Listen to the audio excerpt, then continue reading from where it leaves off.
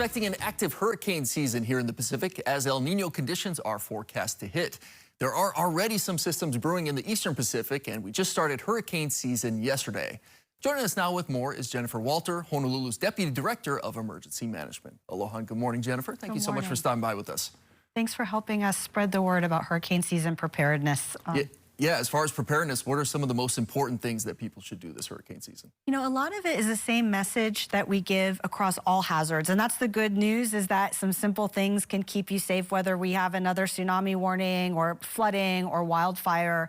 Having some supplies, some packed, ready to go in a go kit where you can run out the door, but also building up slowly those 14 days of supplies. We've seen disasters recently where we've had interruptions that last hours or maybe a couple days, but with hurricanes, we're really talking about potentially weeks of disrupted utilities, stores, supplies getting to the island. And so that's why it's so critical to build that up if you don't have the full 14 days.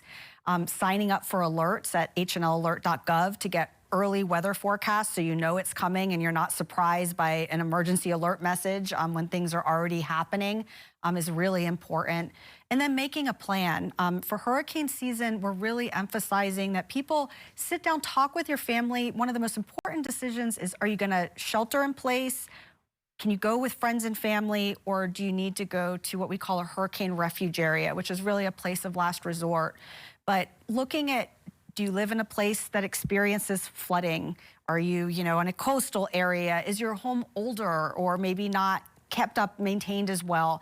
These are all things that make it unsafe for you to stay at home. And we really encourage family or friends who live in a newer home away from the coast to open up to other people who can shelter in place temporarily while the storm is passing, so that we leave the hurricane refuge areas for those without other options. Always wanting to emphasize that is there if people need it. But those are the kinds of things that if you're not doing in the middle of a really stressful situation when the storm is coming or it's already started raining, can be very empowering to kind of feel in control, and a situation that, can make you feel uncomfortable, out of control. So those are the things we want people to do now. Yeah, in those days leading up to a storm, that does definitely make you feel better.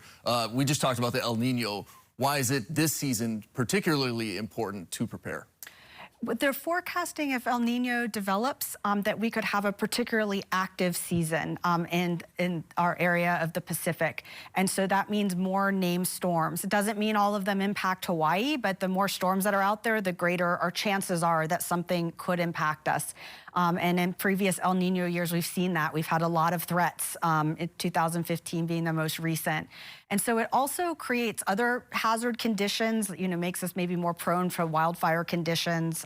So there's a lot of concern going into this season. And I think, we've had a year where we've had wake-up calls from tsunami, we've had terrible flooding.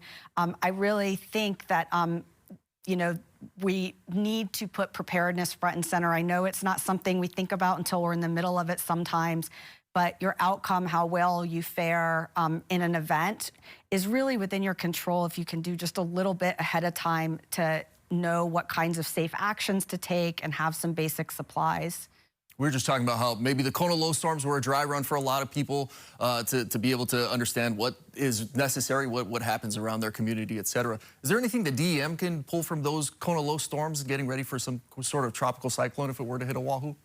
Yeah, I think one thing that we want to do more of this hurricane season, and you'll see some things rolling out, is help people understand if they're in hazard risk areas. We talk a lot about know if you're in a flood zone, and it's not very easy to look that up. So we have some things coming out to make that a little bit easier.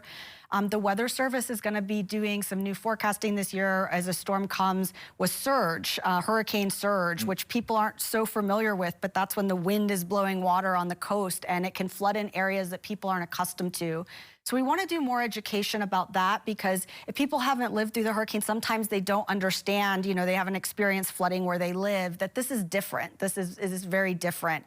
And so we do ask people to think to the recent events. Was your, roof jeopardized in some of the high wind events that we just had? Well, think about that magnified in a hurricane. What does that look like? There's some actions that you could take, like hurricane clips, but it may be that you need to figure out a shelter plan during the event.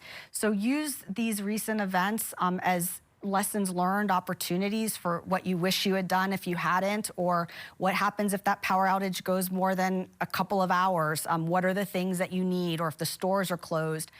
Waiting until the last minute when the storm is tracking is something we really advise against, because there's only limited supplies on island. And if we're all competing for them at the last minute, we're really just depleting our on-island inventory. So if people can do a little bit at a time, buy some extra water as you're making that trip, the next couple months, we'll be in better shape than if we're all trying to rush at the last minute. Well said. You talked about the roof damage. I got some from 40-mile-an-hour winds, so you can imagine, right? Hurricane strength, 75-mile-an-hour plus can be very devastating. Where can people go to get more information?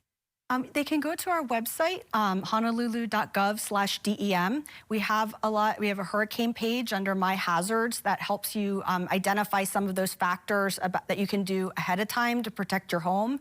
Some of the decision-making criteria we provide for whether to shelter or stay in place. And then some tips for staying safe during the actual storm, in addition to supply kit lists and things like that. So that's a really good resource.